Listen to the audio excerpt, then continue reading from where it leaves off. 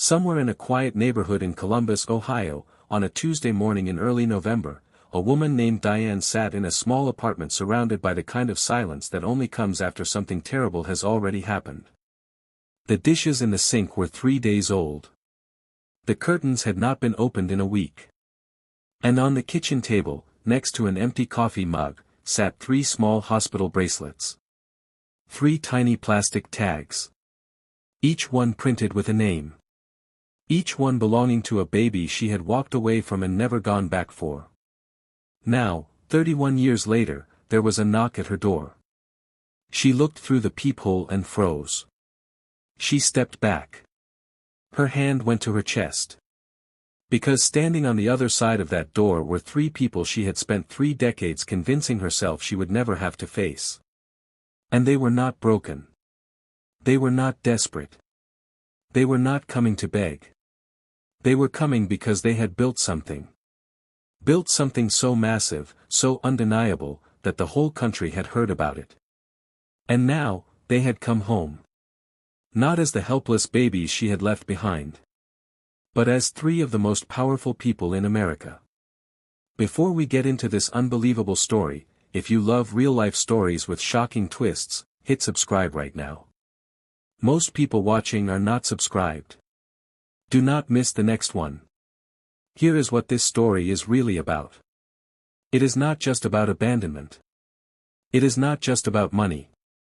It is about what happens to children when the one person who was supposed to love them unconditionally decides that their own comfort matters more. It is about what those children carry inside of them for decades. The questions they ask themselves in the dark. The anger they try to outrun. The grief that sits quietly in the back of every single success. Why would a mother look at 3 newborn babies, 3 human beings she had carried inside her body, and choose to walk away? How do 3 children who enter the world with nothing, no stable home, no father figure, no one fighting for them, end up building a billion-dollar empire? And when they finally found her, when they were standing right in front of her with everything they had built, what did they say? What did she say? And more importantly, what would you say? Because I want you to think about that as this story unfolds. What would you say to the woman who left you in the cold and never looked back? Stay with me. Because nothing about this story goes the way you expect. Her name, for the purpose of this story, is Diane Carroll. And to understand what she did, you first have to understand who she was before she did it. Because Diane was not born cruel. She was born careless. And sometimes, careless does just as much damage. Diane grew up in a mid-sized city in the Midwest, the youngest of 4 children in a household where attention was something you competed for, not something you were freely given. Her father worked long hours at a manufacturing plant and came home too tired to talk. Her mother was loving but overwhelmed, stretched thin between 4 kids and a part-time waitressing job that never quite covered everything. Diane learned early that if she was loud enough, fun enough, charming enough, people would gravitate toward her. And they did. She had that kind of energy that fills up a room without even trying. Big laugh. Magnetic smile. The kind of girl that everyone wanted to be around at a party and nobody thought to check on when the party was over. She graduated high school in 1979 and instead of pursuing the nursing degree she had vaguely talked about since junior year, she started working at a local clothing boutique and spending her weekends at bars and house parties. She was not a bad person in those early years. But she was deeply, fundamentally running from something she could not name. She fell in and out of relationships with men who were exciting and unreliable, men who looked good in the short term and disappeared when things got complicated. By the time she was 24, she had already been engaged and broken off 2 separate relationships. Both men had walked away. And each time one did, something inside Diane calcified just a little more. She stopped letting herself feel the weight of things fully. She developed this habit, this almost automatic mechanism, of mentally stepping outside of situations before they became too real. Before they demanded too much from her. And nobody who loved her saw it for what it was. They just saw Diane being Diane. Free-spirited. Unattached. Always moving. Then, in the spring of 1985, she found out she was pregnant. And this was not just a pregnancy. This was triplets. 3 babies. Discovered at a routine ultrasound appointment that Diane almost did not go to. She sat in that examination room and stared at the ceiling for a long time after the technician left. The nurse came back in and asked if she was okay. Diane said yes. She was not okay. She was 25 years old, single, working part-time at a boutique, and she had just been told she was carrying 3 human lives. The father of the babies was a man named Marcus who she had been seeing casually for about 4 months. When she told him, he went quiet for a moment and then said, very calmly, that he was not in a position to be a father to 1 child, let alone 3. He offered to help with expenses up until the birth. He was gone from her life within 2 weeks. Gone completely. No calls. No checks. Nothing. So Diane was alone. Truly alone. With 3 babies growing inside her body and not a single stable structure around her to hold what was coming. Her family tried. Her older sister Patricia drove down from Indiana and spent a week with her, cleaning the apartment and stocking the refrigerator and sitting across the kitchen table from Diane with the kind of concerned, searching look that people get when they do not quite know what to say. "You can come stay with us," Patricia told her. "We have the spare room." Diane said she would think about it. She never called back about it. A neighbor named Helen, a retired schoolteacher who lived in the unit below, would sometimes knock and bring food. Diane would smile and thank her and then sit alone after the door closed, staring at the walls, feeling something she could not articulate, something between dread and numbness and a strange, terrible distance from her own life, as if she were watching it happen to someone else from very far away. The babies were born in October of 1985. 2 boys and a girl. They were small but healthy, which the nurses said was remarkable for triplets. The doctors and nurses were warm and celebratory. Someone brought balloons. Diane held each of them. She looked at their tiny faces. She felt something. She knew she felt something. But underneath it, something else was pressing up. Something she had no language for at the time. Something that in later years she would describe to a therapist as the feeling of a door slamming shut. The feeling that her life as she had known it, even the unstable, unfulfilling version of it, was completely over. And instead of leaning into what was beginning, she started, quietly and without telling anyone, to plan her way out. The night Diane left was a Thursday. The babies were 11 days old. She had been released from the hospital a week earlier and had brought them home to her apartment, where she had set up a second-hand crib and borrowed a bassinet from Helen downstairs. Her sister Patricia had offered to come again, but Diane had said she was fine. She was not fine. For 11 days, she had barely slept. The babies cried in rotating shifts, it seemed, so that there was never more than 40 minutes of silence at a stretch. She was nursing, which was exhausting, and the apartment had started to smell like formula and unwashed laundry and something else she could not identify, something like the specific scent of a life she had never actually agreed to live. She did not call anyone that Thursday. She fed the babies. She changed them. She laid them down in the crib, all 3 of them, side by side. She stood over them for a moment that she would later describe as feeling like it lasted both 10 seconds and 10 years. Then she picked up the bag she had already packed, a single duffel bag with her clothes, her wallet, and a photograph of herself from before the pregnancy that she would later be unable to explain why she took, and she walked out of the apartment. She did not leave a note. She did not call her sister. She did not knock on Helen's door downstairs, even though the light was on and she could hear the television. She walked to her car, put the bag in the passenger seat, and drove away into the dark. Helen found them the next morning at 7 a.m. She had been woken by the sound of crying that went on longer than it ever had before, and something in her, that instinct that older women who have raised children carry in their bones, told her something was wrong. She knocked. No answer. She tried the door. Diane had not locked it. Helen walked in and found 3 babies crying in the crib, cold and hungry, and an apartment that had been quietly but deliberately emptied of the one person who was supposed to be there. Helen called 911. And then she sat down in the chair next to the crib and picked up one of the babies and held him against her chest and rocked him gently, talking in a low quiet voice, because that was all she could do. The police came. Child Protective Services came. And by that afternoon, all 3 babies had been placed in emergency foster care. 2 of them together. 1 of them alone, in a different home across town. And their mother was already 2 states away. Think about that for a moment. 3 babies. 11 days old. No names yet chosen officially, no paperwork filed beyond what the hospital had done. Just 3 tiny human beings left alone in an apartment in Columbus, Ohio, crying in the dark. And I want to ask you something directly. If you were Helen, if you were the one who walked through that door, what would you have felt in that moment? Because I think about that a lot. The weight of walking into a room and realizing what has just been chosen. What has just been abandoned. Can you even imagine? Before we dive deeper, let us know in the comments where you're watching from. We'd love to hear from you. And if you're new here, click on the subscribe button so you never miss any of our upcoming videos.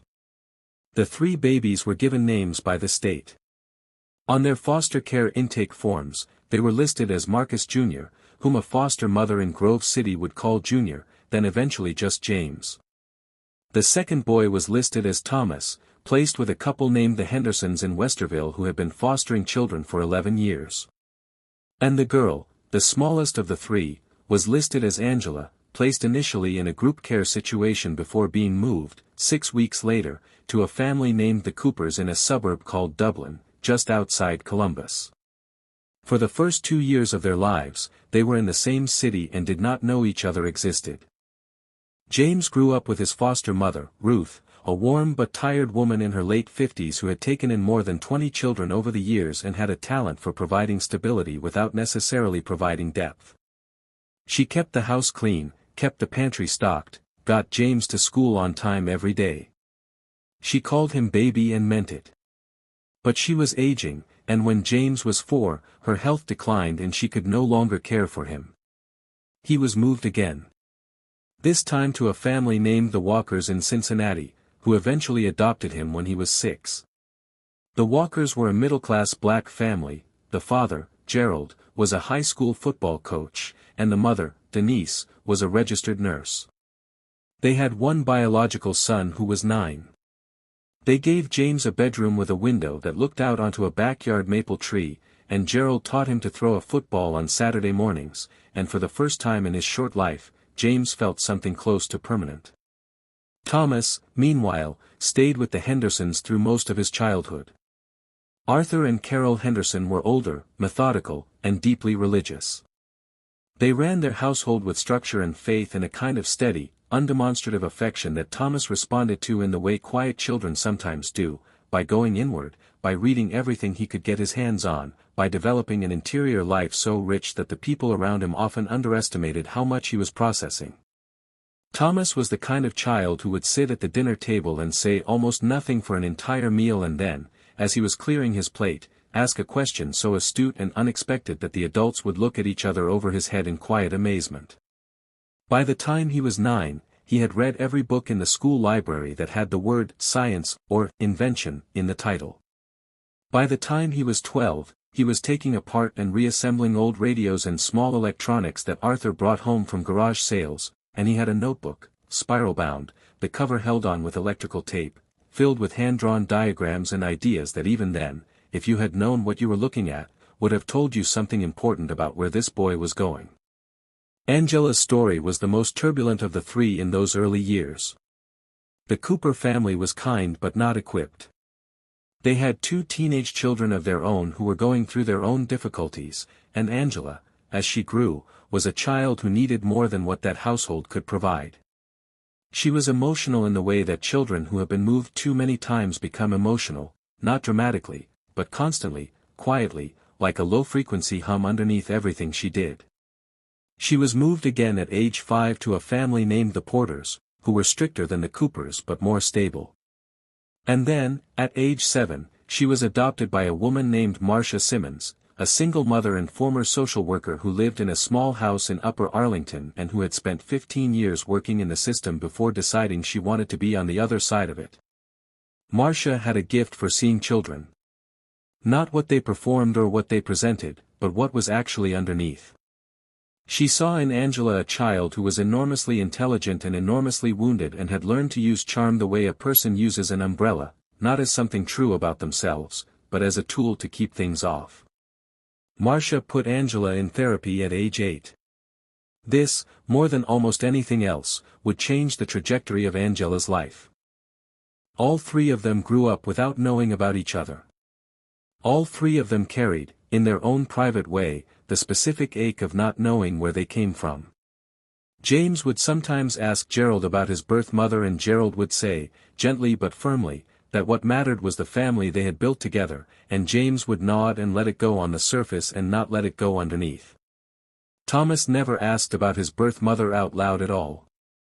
He processed it the way he processed everything, internally, systematically, channeling it into work. He told a friend in high school once, almost in passing, that he had decided early on that if the world was not going to hand him a foundation, he would build one himself. Angela, because of Marcia and because of the therapy and because of her own remarkable self-awareness, was the one who named it the most clearly. She wrote in a journal she kept from age 10 onward. She wrote about what it felt like to know that somewhere out there, a woman had made a choice.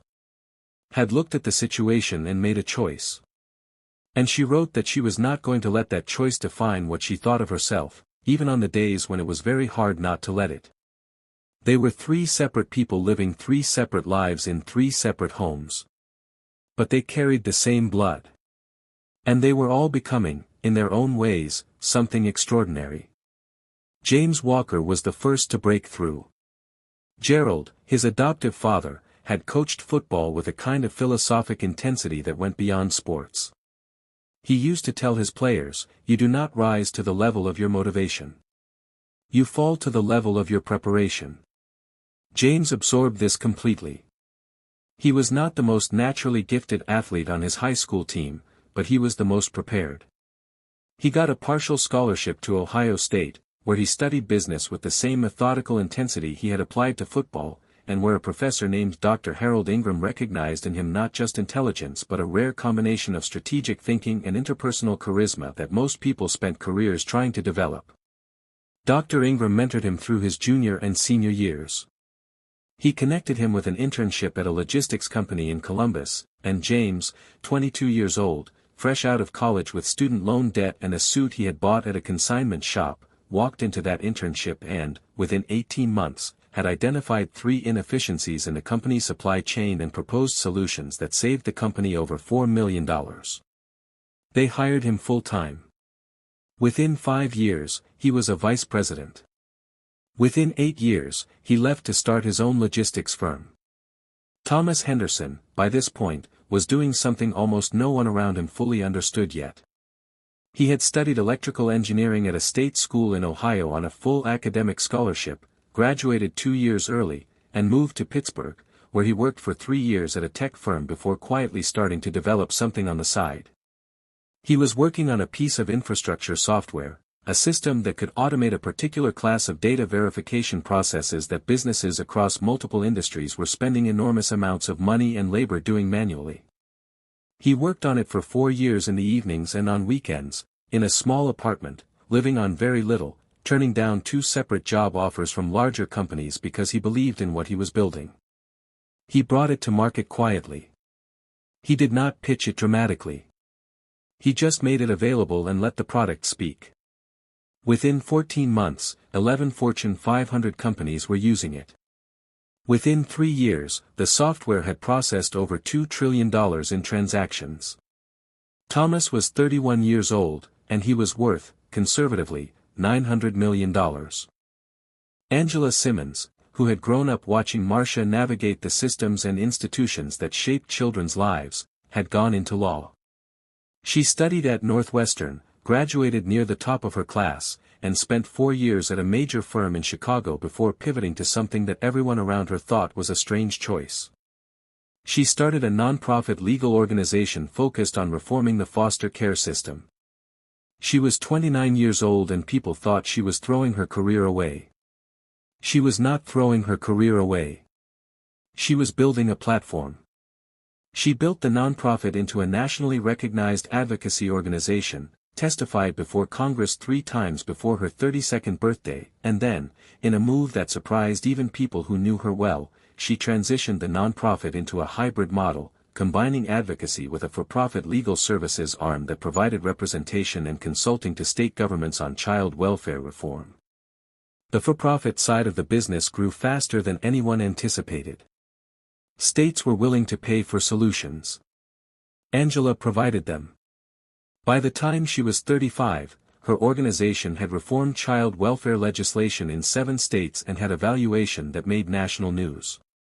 And here is the thing that none of them knew, not yet. All 3 of them, working separately, building separately, living separately, had organically moved in directions that were about to intersect. James's logistics firm had become a client of Thomas's software company.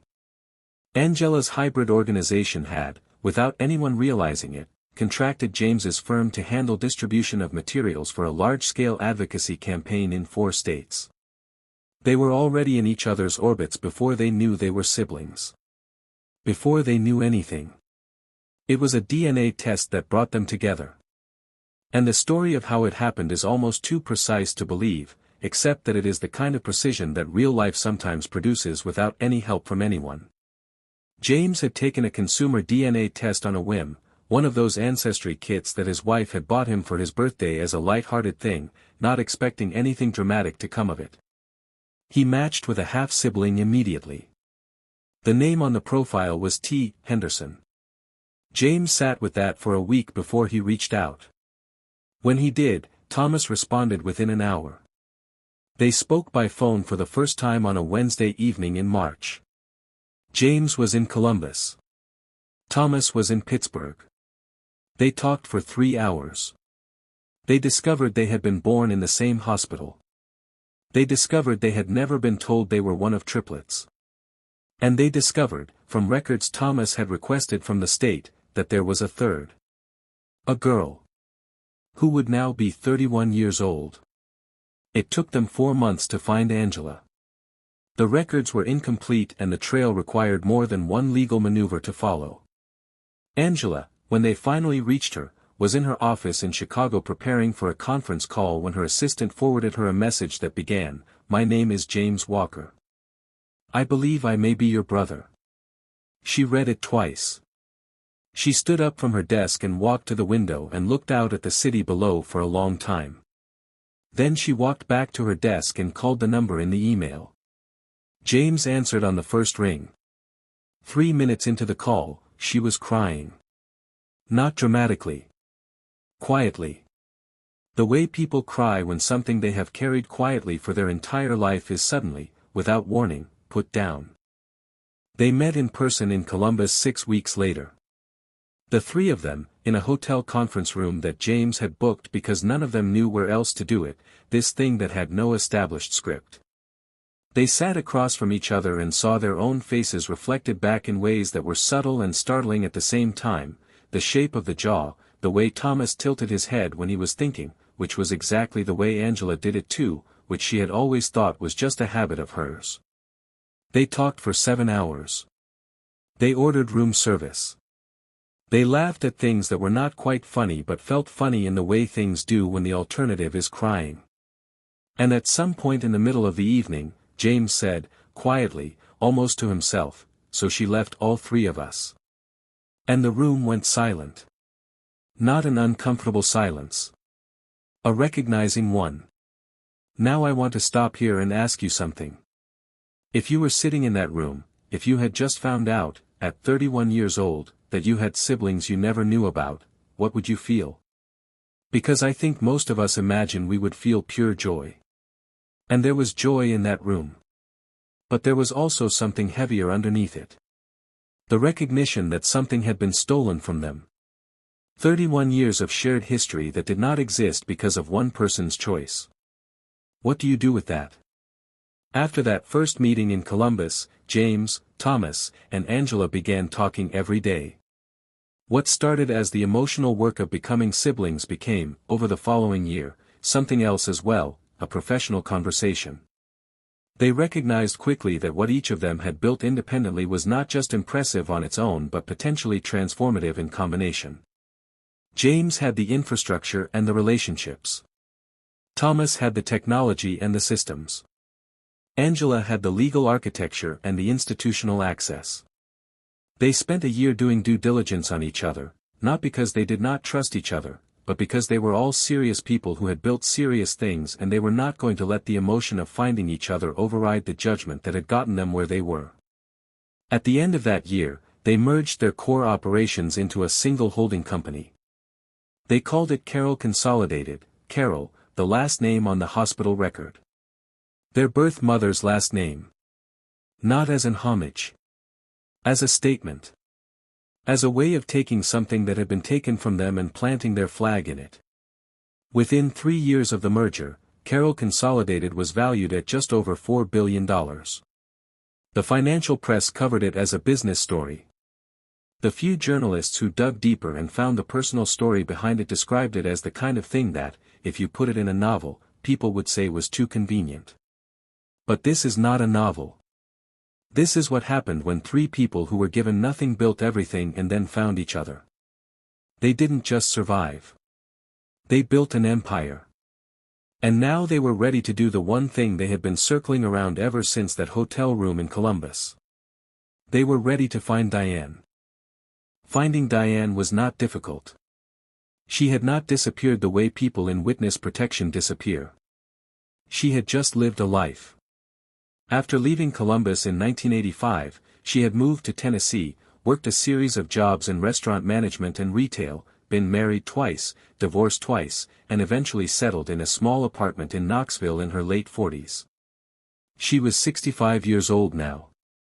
The years had not been easy on her. The 2 marriages had not lasted.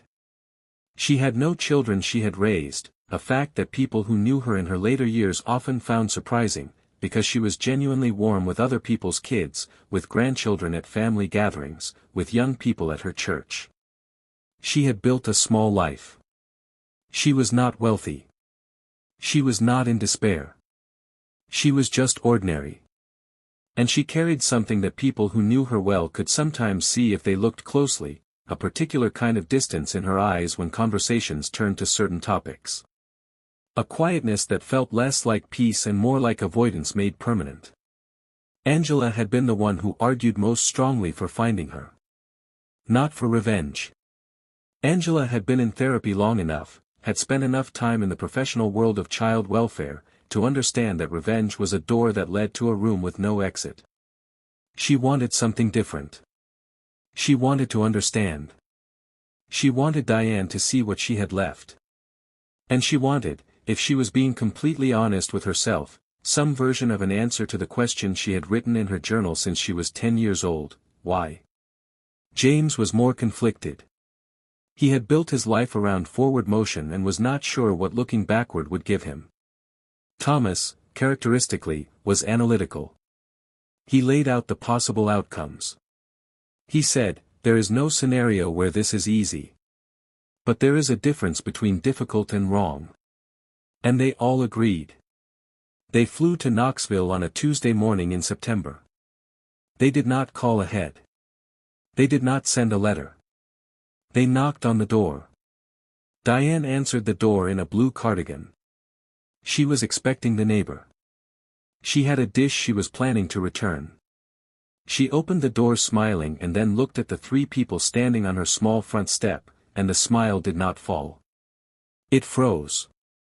And then something moved through her face that was almost impossible to describe, a sequence of emotions passing through in the space of maybe 4 seconds, like weather systems. Confusion. A specific, searching kind of recognition. Then something that looked like what you would look like if the floor you were standing on suddenly became transparent and you could see all the way down. She said, "Oh." Just that. One word. And it said everything. Angela spoke first. She said, "We're not here to hurt you. But we need you to know who we are." Diane gripped the doorframe.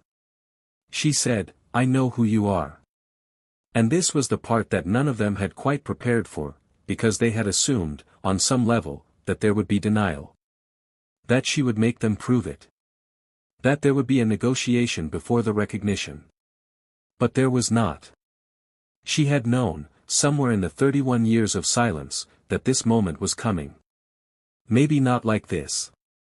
But in some form. She had known. She stepped back from the door and let them in. They sat in her living room.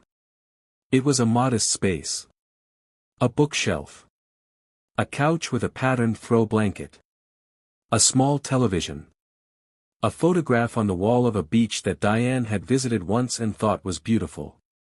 Nobody spoke for what felt like a very long time. Then Diane, looking at her hands in her lap, said, "I was so afraid." And Thomas, who had built a software system that processed $2 trillion in transactions, who had spent his career turning complexity into precision, said nothing for a moment. And then he said, "We know." Not as forgiveness. Not as an absolution. Just as acknowledgement. As the simple truth that they had spent 31 years trying to understand the shape of the fear that had walked out of an apartment and driven away in the dark. And understanding it did not make it okay. But understanding it made it real. And real, Angela had learned a long time ago, was the only place anything honest could begin. James was the one who asked the question directly. He looked at Diane and he said, "Did you ever think about coming back?" Diane's eyes filled.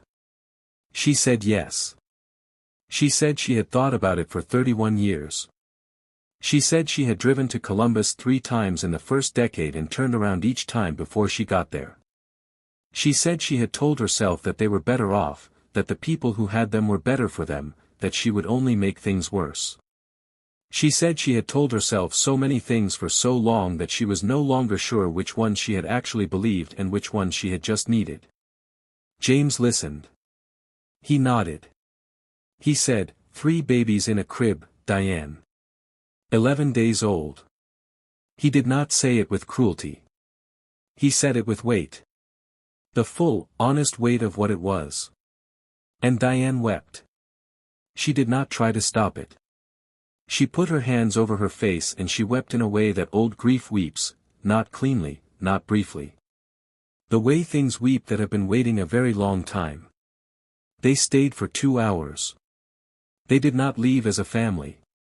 They did not leave with resolution neatly sealed in a bow. Angela told Diane about her work reforming the foster care system and watched Diane's face change as she began to understand the full arc of what she had set in motion, not just the abandonment, but what came after. The survival. The work. The purpose that the 3 of them had built out of the specific wound she had left.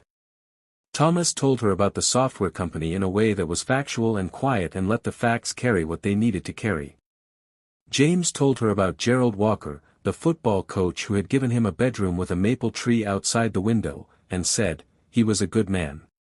He was my father. I want you to know that someone was." Not to wound her. To tell the truth of what had been. Diane received each of these things with a stillness that looked like someone absorbing blows not because they had stopped hurting but because they had accepted that they were fair. Before they left, Angela said, "We don't know yet what this is. We don't know if we have it in us to build a relationship with you. But we came because we needed you to see us. And we needed to see you. And now we have." Diane nodded. She said, "Thank you." She meant it. There is something that happens when you follow a story like this all the way to its end. Something that has nothing to do with the money or the business or the headlines. Something quieter. Diane Carroll made a choice in November of 1985 that she thought was invisible, that she thought she could make in the dark and leave behind. But choices do not stay in the dark. They travel. They travel through foster care systems and adoptive homes and school hallways and therapy offices and late nights in apartments in Pittsburgh and Columbus and Chicago where three people sit alone with questions they do not know yet how to answer. They travel through decades. And they arrive, eventually, at a door. At three people standing on a step in Knoxville, Tennessee, on a Tuesday morning in September. Asking to be seen. What James and Thomas and Angela built was remarkable. It is impossible not to be moved by it. But the most important thing they built was not the company. It was the decision, the conscious, deliberate decision, not to let what was done to them become the ceiling of what they were capable of. They did not let abandonment become their identity. They let it become their fuel. But here is the question I keep coming back to. And I want you to sit with it, because I think it is more complicated than it sounds. Does success erase pain? When you build an empire from nothing, when you prove everything that was doubted, when you find your siblings and walk into the room where the woman who left you is sitting and watch her face change, does any of that touch the 11-day-old baby in the crib? Does it go back and hold that child? Because I do not think it does. I think success and pain can coexist. I think you can be extraordinary and still carry something. I think James, Thomas, and Angela, as extraordinary as they are, still know what it is to be a child who was not chosen. And no empire, no valuation, no merger changes that. What changes it, slowly, partially, imperfectly, is what happened in that living room in Knoxville. The willingness to look at the truth of what happened. All of it. Without flinching. Here is what I want to ask you before you go. And I want you to actually think about this, not just scroll past it, but actually sit with it for a moment. If you were James, Thomas, or Angela, would you have gone to that door? Because some of you are watching this and thinking, I would never. I would have taken everything I built and kept moving and never looked back. And honestly, I understand that. There is something rational and self-protective about that. But others of you are watching this and feeling something different, feeling like the only way to be fully free is to look the thing in the face. To make it real. To say, I see what happened to me, and I am still here, and you do not get to hold power over me by remaining a mystery. Which one feels right to you? And here is the one that keeps me up at night. If you were Diane, sitting in that chair, watching the three children you abandoned 31 years ago tell you, calmly and without malice, about the lives they built in your absence, what would you feel? Because I think it is more complicated than guilt. I think you would feel something that has no clean name. I think you would feel the full weight of every choice you did not make. Every road you did not take. Every morning you woke up and did not pick up the phone. And I wonder if that weight, carried honestly, is its own kind of justice. Not the justice of punishment. The justice of truth finally having nowhere to hide. What would you have done in their position? Forgive, or walk away forever? Comment below. I am reading every single one. And if this story moved you, if it made you think about your own life, your own choices, the people in your own history who needed you to show up and maybe got something less than that, then share it. Not because this channel needs the numbers, but because stories like this one matter. They matter because they are real. They matter because somewhere out there, right now, there is a child in a foster home who is going to need to know that where they started is not where they have to stay. And there is a mother who made a choice she has never fully looked at. And there is a room, somewhere, where those two things are eventually going to have to meet. Stories like this one are preparation for that room. They teach us what it looks like to survive something and then decide what to do next. And if that resonates with you, if that is the kind of story you want more of, hit subscribe. Because the next one is even more extraordinary. And you are going to want to be here when it comes.